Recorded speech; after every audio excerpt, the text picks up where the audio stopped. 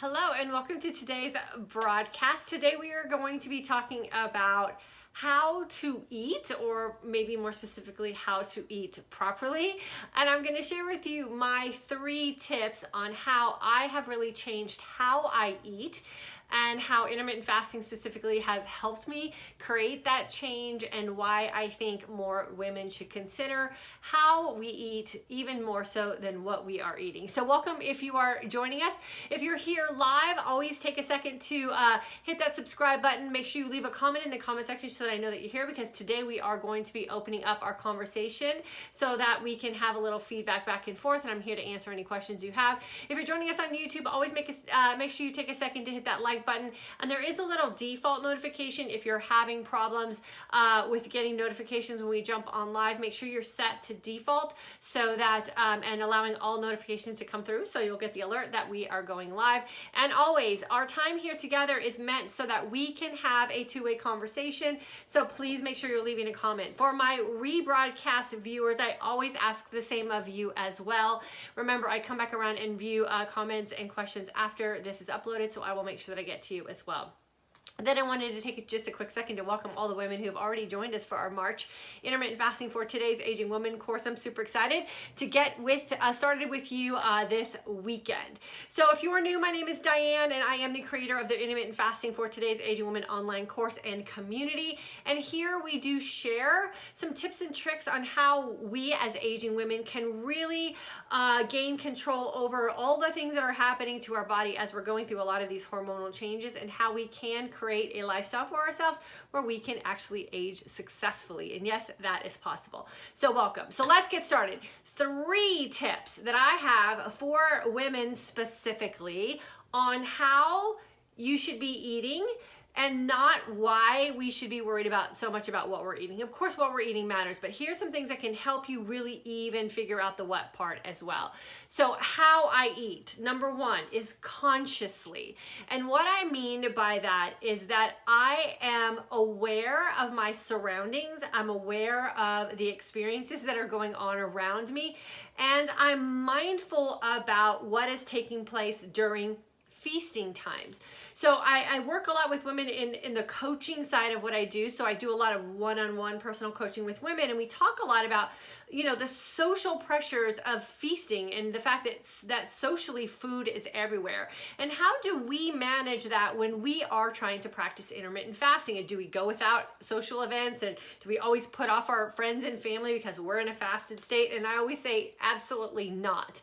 We never want to miss a memory-making opportunity because we have a fasting or feasting scheduled that is so hard and in place that we cannot participate in our own life. So we want to make sure that we're aware of our surroundings, and we're aware of the experiences that we are involved in, and we want to make sure that if we're invited to an event that maybe falls in our fasting window and we don't want to break our fast on a specific day, that we just go for the people. And remember, there are times when we have dates or appointments on our calendar that are for people experiences, and oftentimes food gets pulled into that. And if food is not part of why you're there, then just graciously decline to have food and order yourself a really nice bottle of water and enjoy the experience and enjoy the people that you're with. So number 1 is make sure that you're consciously entering into a feasting opportunity, and be very aware of your emotional state as well. And I'm going to give you guys an example of what I mean about being conscious or unconscious. So back in the day, when my kids were small and they were coming home from school and the house was chaotic for about an hour, when they were, unpacking backpacks and throwing shoes everywhere and emptying out their lunch boxes, and we were trying to get settled down so we can get homework done, I was very, very stressed out. And I would stand in the pantry in my kitchen while, chaos was going on behind me, and almost like hide myself in the pantry, and I could mindlessly or unconsciously take down a bag of goldfish and pop down a Diet Coke without even thinking about what I was doing in that space. And I was just trying to check out of the chaos. And so I ask that if you find that you're not in control of that feasting window, and from the video that we did on Monday, I'll make sure I link that on my YouTube channel, the video we did on Monday about what I eat in a day, so many women responded with the fact that the feasting part is the hardest. And I think a lot of that is because we're so tuned into the emotional aspect of eating, and that's because a lot of times eating comes with stress-induced type of situations. So make sure you're conscious, make sure you're taking advantage of the experiences, even if food is involved, and then just make sure you're aware of your surroundings as well. So make sure mentally and emotionally you are conscious in a feasting environment. And then number 2, authenticity is key. And what I mean by this is eat for you. Stop putting yourself so tightly into a box that you don't even know why it is you're eating the things you're eating, because you're following someone else's guidelines and you have put your own worth on food or your own likes about food to the wayside because you're like rigidly following what someone else is telling you that you need to do, and it probably doesn't even make sense for you. So authentically eat when you open up your feasting window. You want to make sure that you have the opportunity to include the things that are important to you. Maybe some family customs, or maybe you have traditions in your family, or maybe it is that you just have these things that are important to you. You have a value system based to it. And when you leave those things, then you feel deprived and you feel like you're not allowed to do things and you have to walk away from a part of who you are. So making sure that you check into how authentic you are about when it is you're eating is going to be key to the longevity of whatever it is that you're shooting for with creating your own nutritional lifestyle. So don't box yourself in so tight that you have no idea what it is you're doing around food, because it has nothing to do with you as a person. And then make sure you leave some room and flexibility for customs and family traditions and the things that are really core to your own personal value system. So number 2 is make sure that you eat authentically. And the third how we all should be eating is consistently. And let me explain what I mean by consistency. I use the term here in this community, time and consistency, all the time. And time and consistency are really key in developing a healthy relationship with food. Once you figure out what's working for you as an individual woman, then you should really put those types of things on repeat.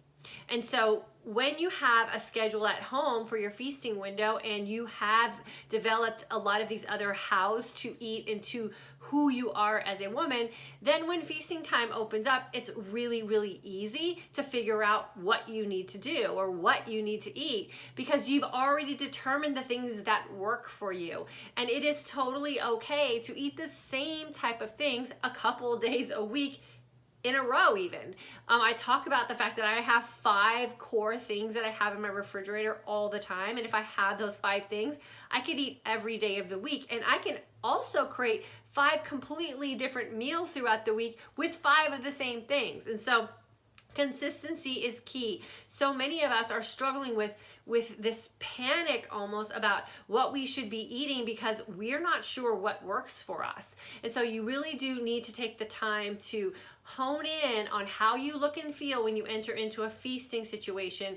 And then when you have determined what foods work for you, then all you need to do is build in a little rinse and repeat, and that consistency will really take that nervousness or that unsureness that you're feeling, or maybe even for a lot of women, it's that sense of panic where you literally are telling yourself you have no idea how you should be eating or what it is you should be eating.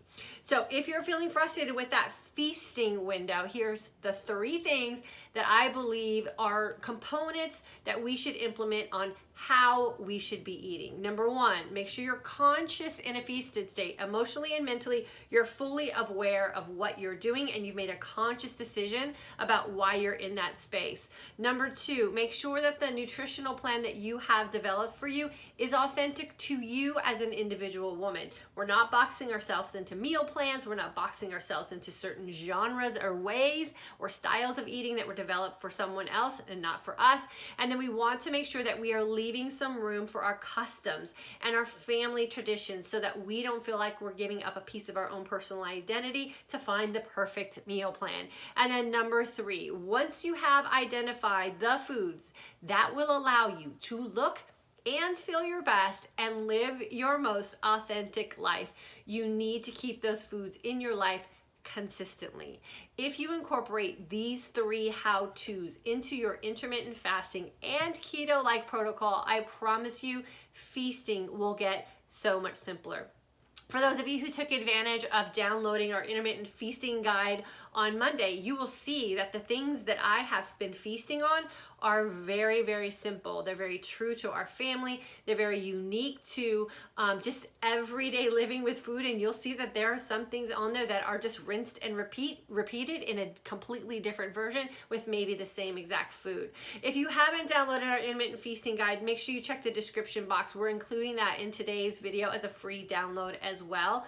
What we want to remember that when it comes to feasting, food is really simple. And we know that the fasting window is really simple. We just do nothing and embrace everything.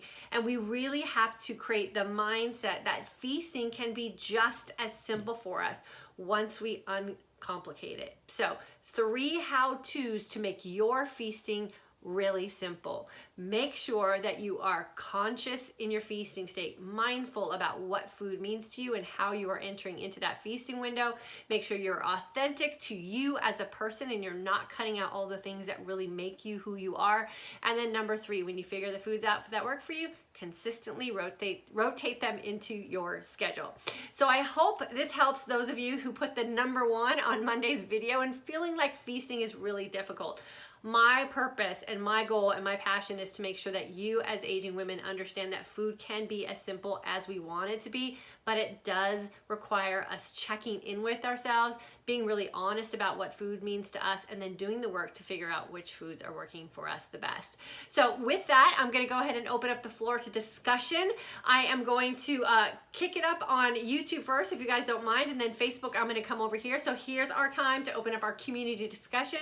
I ask you to please leave your comments and questions in the comment section, and I will make sure that I go in and address them for all of you today who are here. And if you're catching this on the rebroadcast, please know I always value you coming back around as well, and I will answer your questions and comments as well. Audra, you look so beautiful and super healthy. Girlfriend, thank you so much. I will take that compliment, and I appreciate your willingness to give me a compliment. Thank you so much.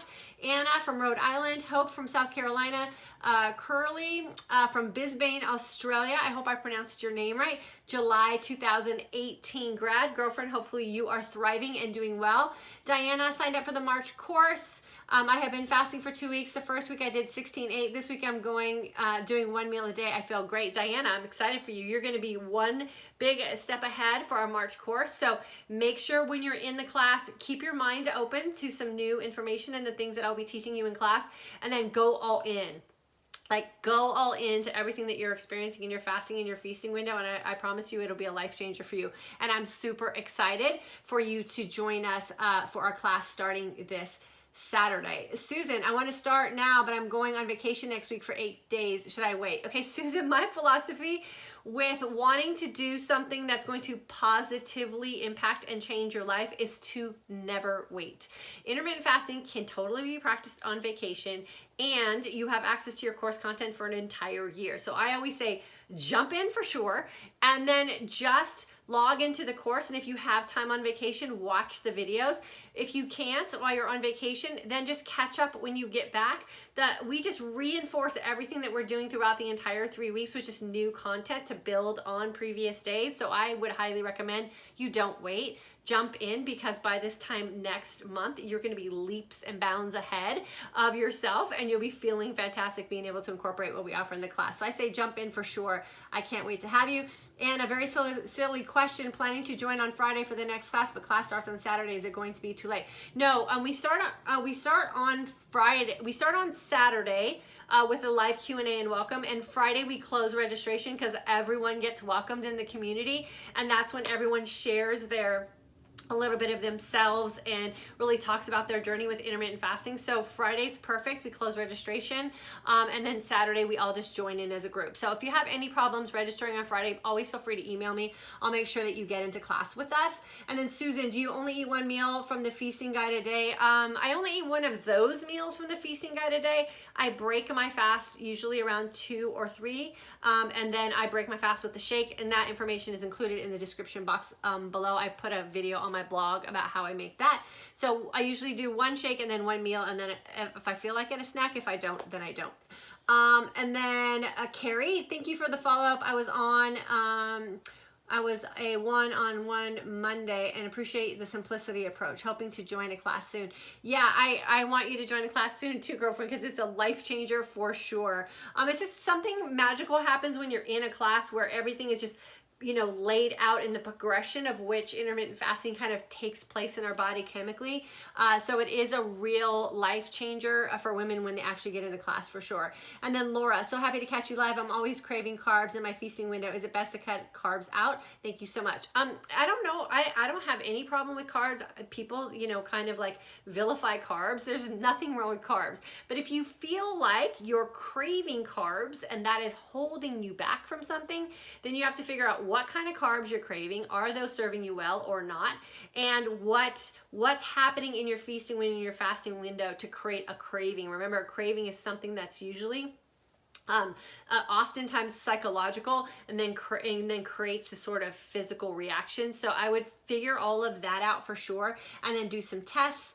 And then Susan, you're welcome. Denise, how's Diane? Long time catching you live. Denise, we love when you can catch us live, so thanks for popping on. And then Nancy, December 2019 grad, what do you mean by what food works for you? Bloating or allergies or cravings or weight gain? All of that for sure. You know, everyone's so individual, and I don't know if you guys were able to catch, I was just interviewed for a fasting summit, and I was talking about how you know, corn fillers in food make me have really swollen eyes and like heavy, painful bags under my eyes. And it took me a really long time to figure that out.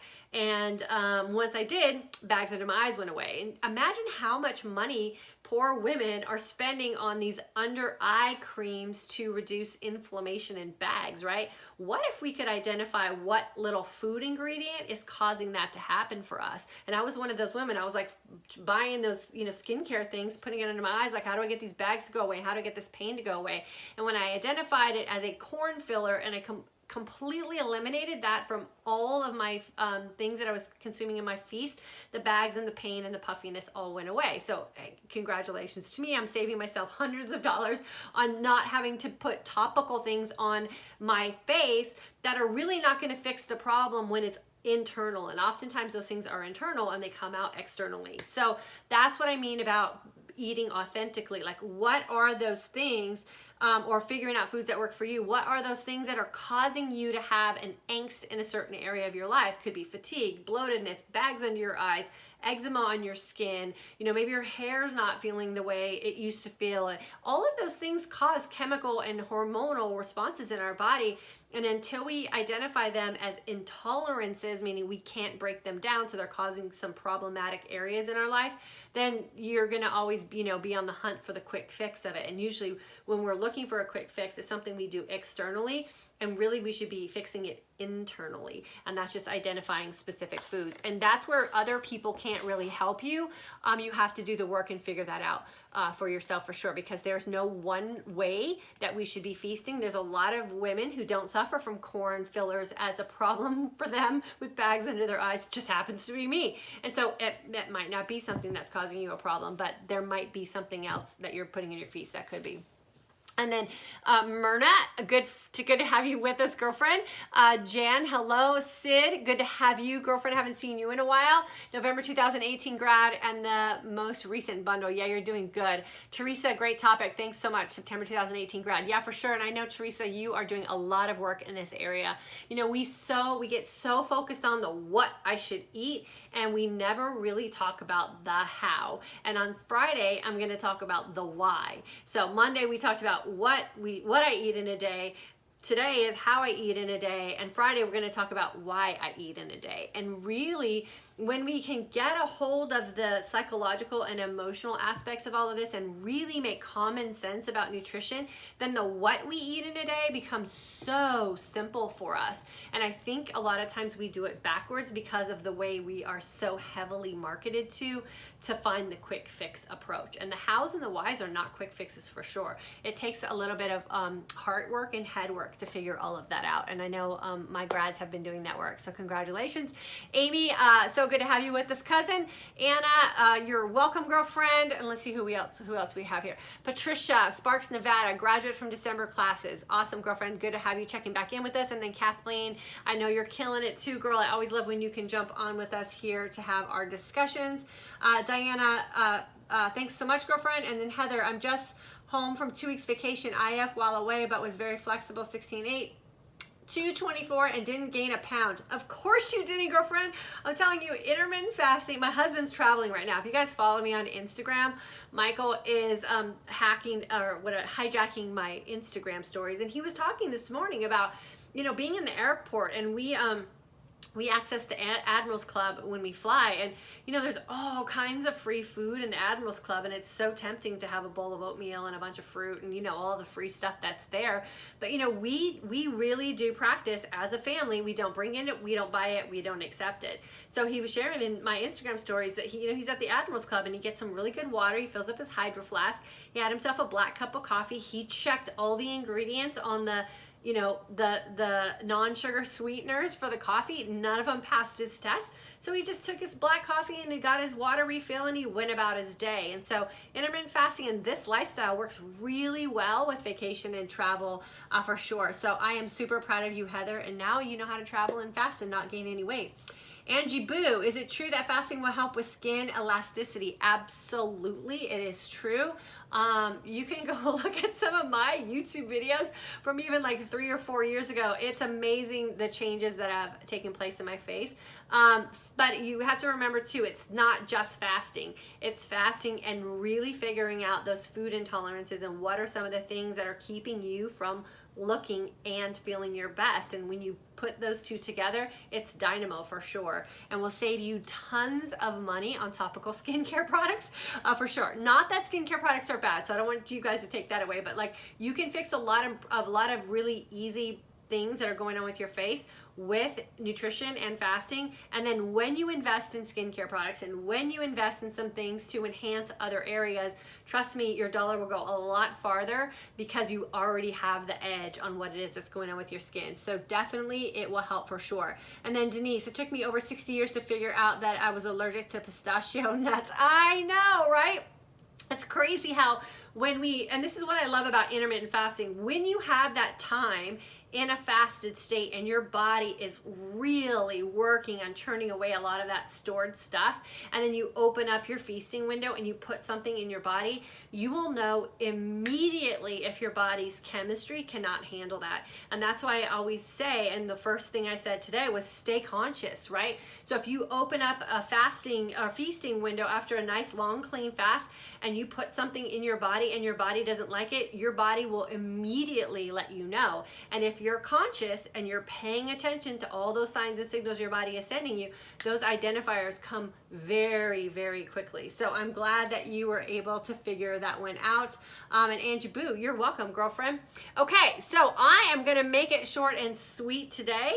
Thank you so much for tuning in. If you haven't joined our March 2020 Intermittent Fasting for Today's Aging Woman course, the How I Eat part really gets figured out inside the class. So I would love for you guys to jump in with us. Registration closes on Friday around noonish, but course doesn't start till Saturday. If you have any problems registering on Friday, or you have something that's gonna keep you up from registering before Saturday, always email me. I'm always very understanding of those situations, and I would do anything I can to get you guys in class with us. And then Friday, come back and join us. We're gonna talk about why I eat in a day, and hopefully be able to help you guys with some more of those frustrating feelings you're having when you're opening up your feasting window. Remember, the free intermittent feasting guide is still available. Links are in both description boxes, as well as the registration to jump into our course. this weekend. Thanks so much for joining me today. Thank you so much for participating in our conversation when we come here live. The community aspect of what we do here is really where we're making the biggest impact, because when you share your story or you share your question, then you have an opportunity to touch another woman who may be having the same concerns as you. So I always appreciate you guys. I'll see you guys on Friday at 3 p.m. Central Standard Time, or else I'll see you somewhere around social media. Have a good rest of your afternoon.